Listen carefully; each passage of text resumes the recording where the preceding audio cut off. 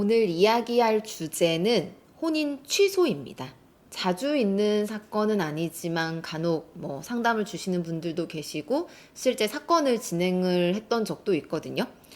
언젠가 어떤 어머님께서 저한테 이제 전화를 하셔가지고 자기 아들이 대학생인데 부모한테 이야기도 하지 않고 혼인신고를 했더라. 이거 혼인 취소할 수 있지 않느냐라고 물어보셨거든요.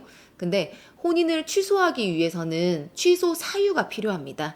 그런데 이 어머님의 아들 같은 경우에는 부모님께 이야기를 하지 않은 것 외에 취소 사유가 있는 것은 아니었기 때문에 이제 혼인 취소가 아니라 이제 이혼을 하셔야 된다라고 제가 설명을 드렸었거든요.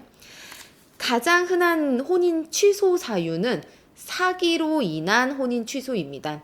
그러니까 내가 속지 않았다면 이 결혼을 하지 않았을 것이다 라고 하는 경우에 혼인이 취소되는 거죠. 이해하시기 쉽게 제가 판례 하나를 소개를 해드릴게요. 원고는 술집 종업원이었던 피고를 알게 되고 연인 사이로 발전을 했습니다. 사귄 지 얼마 되지 않아서 원고는 피고가 원고의 아이를 이제 임신했다는 이야기를 들었어요. 그래서 이제 피고랑 결혼을 해야겠다라고 결심을 하고 동거를 시작을 했습니다.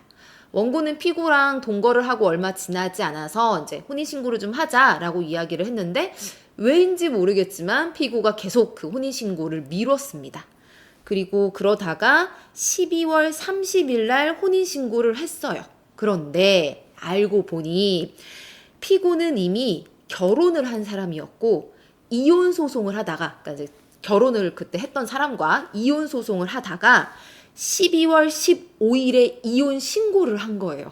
그러니까 원고가 피고에게 혼인신고를 하자고 했는데 이걸 계속 미뤘던 이유가 자기 지금 이혼 소송 끝나고 이 이혼 신고를 한 이후에 혼인 신고를 하려고 했던 거겠죠. 그리고 그 피고가 지금 원고의 아이를 임신했다고 했었잖아요. 그런데 피고가 매독에 감염이 되어 있었던 거예요. 그래서 이 매독 때문에 처음에 했던 임신이 유산이 되었고 다시 원고의 아이를 임신을 했는데 그때는 피고가 매독을 이유로 해서 낙태했다는 것을 원고는 나중에 알게 되었습니다. 이 사건에서 법원은 만약에 원고가 피고가 이미 한번 혼인을 했었고 그 다음에 매독에 감염되었다는 것을 알았다면 이 혼인을 하지 않았을 것이다 라고 판단을 해서 혼인을 취소했고 피고가 원고에게 이제 손해배상 1,000만 원을 하라고 판결을 하였습니다.